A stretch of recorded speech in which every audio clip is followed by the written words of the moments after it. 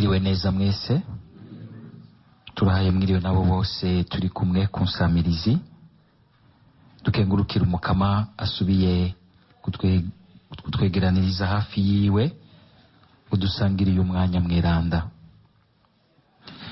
Handi haza Yezu Kristu aratwereka ko ubwami bw'Imana ari ugusobanura hagati y'ibibi n'ivyiza. Uwo mutima wo gusobanura ikibi n'iciza ugaheza ukadutumirira kugumya iciza muri twebwe. Ijambo ry'Imana dusoma mu gitabo c'umuhanuzi Yeremiya. Umukama yarashikirije ijambo Yeremiya avuga ati: haguruka umanuke ku nzu y'umubumvyi, niho nzokumvishiriza amajambo yanje. Ndamanuka ku nzu y'uwo mubumvyi, sanga ariko arabumba ku rugete. Inkono yari yabumvye irahomba, nk'uko bikunda kuba kwibumba mu minwe y'umubumvyi. Uwo mubumvyi arasubira kubumba iyindi nkono, ayibumba nk'uko wenyene yabona bibereye. Niho umukama yashikiriza ijambo avuga ati: mbega muryango w'Isirayeli, sishobora kubakorera nk'ivyo uwo mubumvyi yakoze? Niriyazwe n'umukama, kurya kw'ibumba riri mu minwe y'umubumvyi, niko namwe muri mu minwe yanje, muryango w'Isirayeli. Hari igihe nidogera igihugu, nkidogera ubwami, ko nobirandura nkabitembagaza, nkongera nkabihonya.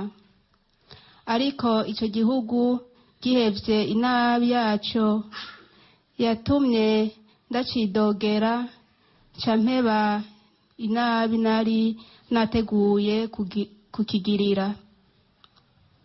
Hari n'ikindi gihe mfata ingingo yerekeye igihugu, ikerekera n'ubwami, ingingo yo kuvyibuka no kubishinga. Ariko ico gihugu gikoze inabi mu maso yanje, nticumvirije ijwi ryanje, ca mpeba iciza nari nashinze ngo ko nzokigira. Bavukanye muri Kristu, iri ni ijambo ry'Imana.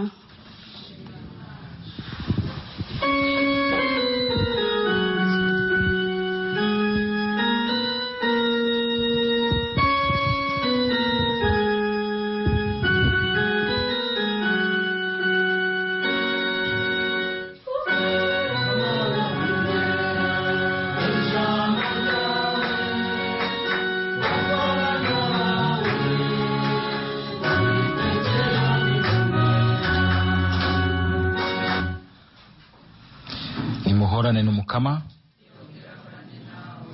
Inkuru nziza ya Yezu Kristu nk'uko twayandikiwe na Matayo mweranda.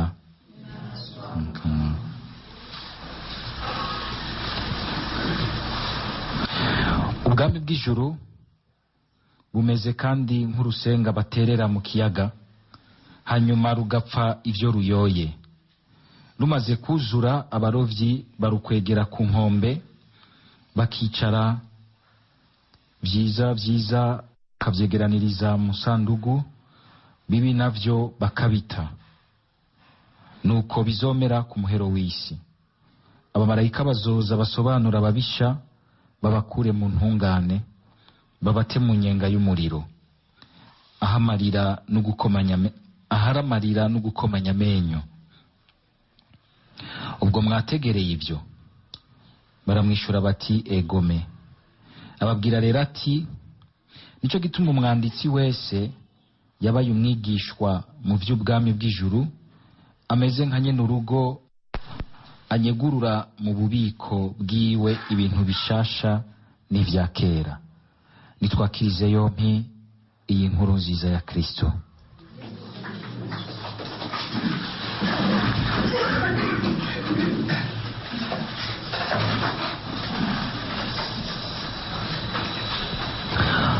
Muri aya majambo y'Imana twumvise uyu munsi, mu gisomwa ca mbere twakuye mu buhanuzi bwa Yeremiya, no muri no nkuru nziza y'umukama wacu Yesu Kristo nk'uko twayandikiwe na Matayo, turumvise ko amajambo y'Imana azafatira ku bintu by'ubuzima bw'abantu. Yeremiya Imana ikamubwira iti, manuka iwe umubumvyi niho nza kuguhera ijambo. Bifatiye mu kungene umubumvyi arangura igikorwa ciwe, Imana ikahamuhera mu ijambo. Yesu Kristo nyene agafatira ku gikorwa c'abarovyi, iyo bashikanye insenga zabo ku nkombe bagasobanura ifi nziza nziza bakashira ku ruhande, mbimbi bakazita. Nawe nyene agafatira kuri ico gikorwa c'abarovyi kugira ngo aduhe ubutumwa bw'Imana. Aho hasanzwe harimwo inyigisho ya mbere, nuko ubwa mbere na mbere bwobwo bidutumirira kwitondera rwose ubuzima tubamwo bwa misi yose. Niho handitswe ijambo ry'Imana, niho hazanana mu ijambo ry'Imana.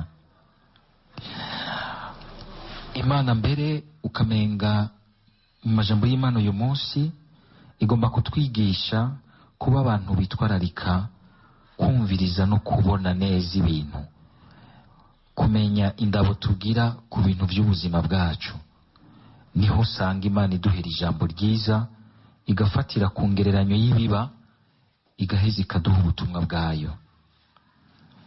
Ntitwame turindiriye kumbure amajambo y'Imana twokwerekwa mu bintu by'amavision bikaze bikomeye bije biva mu ijuru rwose bihambaye, ariko kumenya kwihweza ibiba mu buzima ukavyumvirizanya umutima w'Imana, urahakura ijambo ry'Imana. Imana irakubwira mu ijambo. Ariko kandi iri jambo ry'Imana mu kungene rifatira ku biba by'ubuzima bw'abantu, rigomba kutubwira ukungene natwe twomenya gucyorora indabo yacu. Mbe ibintu tubibona gute? Ubwo turafata umwanya wo kwihweza no gusobanura neza iby'ubu buzima, kwihweza ubuzima ingene bugenda.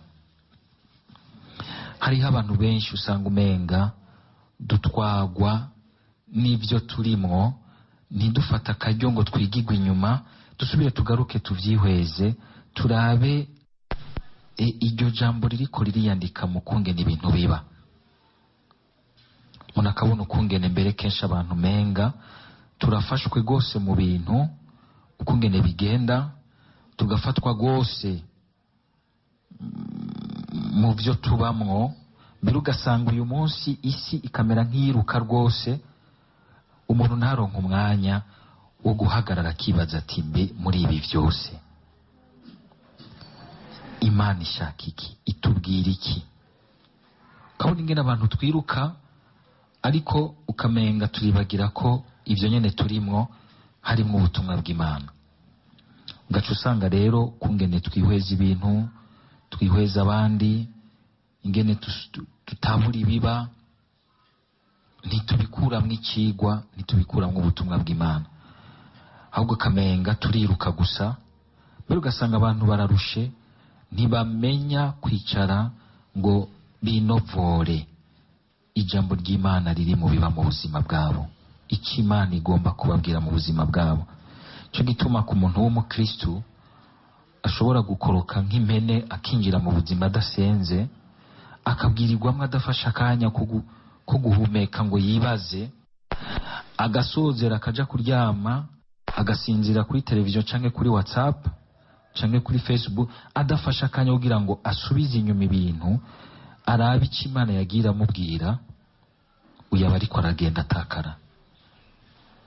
Naho yoba umenga ariko aregeranya ibintu, kenshi usanga twiruka tugomba kwegeranya ibintu, kwegeranya amatungo, kwegeranya ibintu biriya, ariko umuntu atateba ngo yumve intumbero bifise kandi kubirabisha rero amaso y'ukwemera. Yeremiya nubwo agiye kuraba umubumvyi, iyo bamushira undi muntu hafi yiwe atarungitswe n'Imana, yari kubona gusa ko ari umuntu ariko arabumba ikintu kiraho bisanzwe akagukira ngaho. Bivuga yuko hariho indabo turabisha nk'abateretswe muri ino si n'Imana, nk'abarungitswe muri ino si n'Imana, abumva ko binjiye mu buzima babwugururiwe n'Imana. Imana niyihagurukije Yeremiya ikamubwira iti genda hariya niho nza kuguhera ijambo. Kumva yuko igihe cyose twinjiye mu buzima turamutse ko turungitswe mu buzima tugiye gusangira n'Imana. Muri ibyo biba tukamenya kubirabisha indabo dukuye kukumva ko tudahagaze ku bwacu, ariko ubu buzima twaburungitswemo n'Imana. Hari igihe usanga twiyumvira ubuzima bwacu tutarinze gufatira ku Mana. Ego ni ku muntu niyokwa mu mwanya wose agira ati hinge niyumvira Imana imbere yuko ngira iki na kiriya, mugabo biba muri we. Ya majambo y'Imana niho acaza araza, ukumva ijambo ry'Imana riraje mu kenge igihe uri mu bintu. Kudatwagwa n'ibintu byose biduciyemo, tukabanza tukiyumvira tuti mbega aho ubutumwa bw'Imana n'ubuhe. Hari bamwe usanga babigira, sinzi bigeze gutera ko gakuru yahora avuga yuko ibintu byose abijyanamwo na Yezu. Nahagenda muri dushe agira ati Yezu tugende muri dushe. Hama ngo umunsi umwe agenda gusuma muri alimentation, arabwira Yezu ati injira tugende gusuma, nje imbere tugende gusuma. Hanyuma arasuma, ahejeje acaragenda. Agiye yibagira ko kubwira Yezu ati ingo dutahe tugende. Bazabona aragarutse muri alimentation ati kugarutse nibikiti ari umuntu nje guhitana nanisize ngaha. Aho urumva naho ataba yamubwiye ati tujyane we Yezu we barajyana kuko Yezu ari hose. Mugabo nakayoro keza kugira ngo mu byo tubamwo tugerageze kudatwagwa navyo, ariko tukamenya kugira cyo kwita regard purifié ku bintu, kugira attention ku bintu tubamwo, ku bantu. Hari gusanga umenga turihuta, umuntu ugasanga wamuravye kutariko, wamurabiye kumbure mu mugwanko, wamurabiye mwishari, wamurabiye mu myikeko, ariko ntiwamenye kumuraba nk'uteretswe imbere yiwe n'Imana iti uyo muntu ubona gute. Wamurabiye muri we mu by'iwawe bikuzungurukamwo, ntiwamenye kumurabira mu Mana.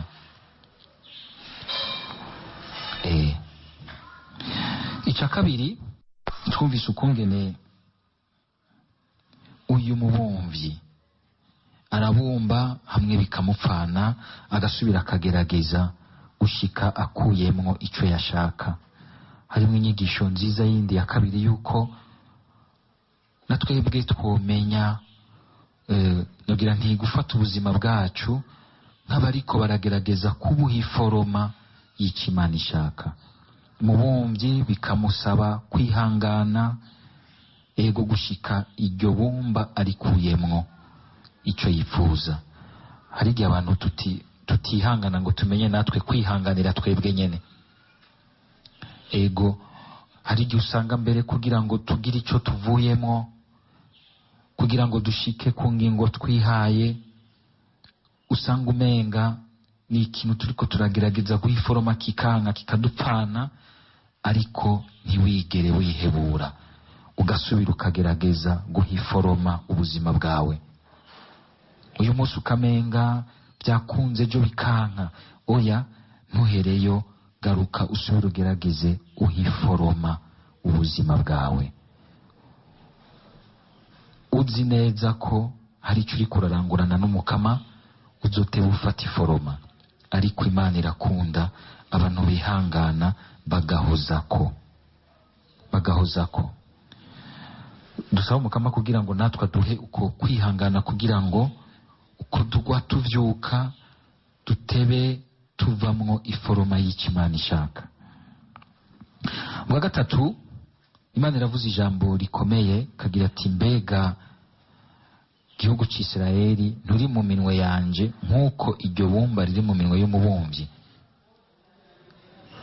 arigirira uko ashaka.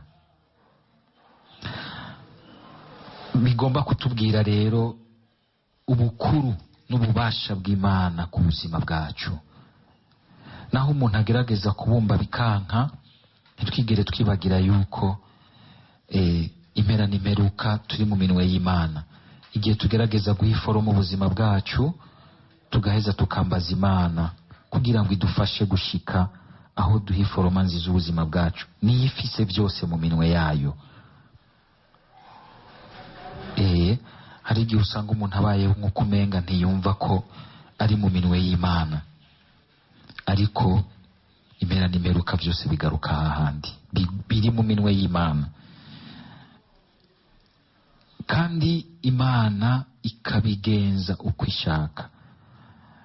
Aha kandi iri jambo riratwumvisha nagira nti ubwigenge bw'Imana. Imana ntitegekwa. Icyo novuga mu gifaransa la souveraineté de Dieu. Si twe tuyitegeka, ariko niyo itegeka byose. Paulo mweranda mwibaruwa yandikiye abaromani mu kigabane c'icenda ku murongo wa 21 yarigeze kuvuga ijambo nk'iryo ry'uko umenga turi mu minwe y'Imana nk'ibumba mu minwe y'umubumvyi. Agira ati, duhere ku karongo ka 19, ngo ariko havumbaza uti none se yidogera iki? Ninde yanka ivyishaka? Mbega wa muntu umeze ute none ko uharira n'Imana? Mbega icabumbwe cobwirwa kibumbye kiti wangize gutyo kuki? Mbega umubumvyi ntafise ububasha bwo kugira mwibumba rimwe igikombe c'agatangaza canke igikombe gisanzwe? N'Imana nyene mu gushaka kwerekana ishavu ryayo no kumenyesha ububasha bwayo yaremeye irihanganira ibikombe by'ishavu byagenewe guhona kugira ngo yerekanire itunga ry'ubuninahazwa bwayo ku bikombe by'impuhwe yageneye ubuninahazwa. Murumva ukungene Paulo atubwira aha, cyane cyane dukuremo na cyane cyane kuri murongo wa 21, ngo umubumvyi ntafise ububasha bwo kugira mwibumba rimwe igikombe c'agatangaza cyangwa igikombe gisanzwe. Sinzi twese wamusanga umenga harantu umenga duhakwa kwidogera Imana, kuko wamusanga umenga ntitwumva souveraineté y'Imana, ubwigenge bw'Imana, ububasha mbere Imana idufise ko. Nukuvuga iki? Ukamenga jewe hari ukungene nashaka ko iby'iwanje vyomera, ariko Imana nayo irafise umugambi gufiseko, kungene yagutunganirije ingene vyomera. Kubera iki usanga kenshi abantu menga ntitugera ahantu turuhuka udufatira ubuzima bwacu ku mugambi w'Imana idushakira. Ugasanga umenga mbaho ngerageza kwigira nka kopie kole ku buzima bw'uwundi. Kubera iki mukama jewe utampaye taye nziza nk'iyuriya? Kubera iki mukama utampaye ubwenge buhanitse nk'ubwuriya?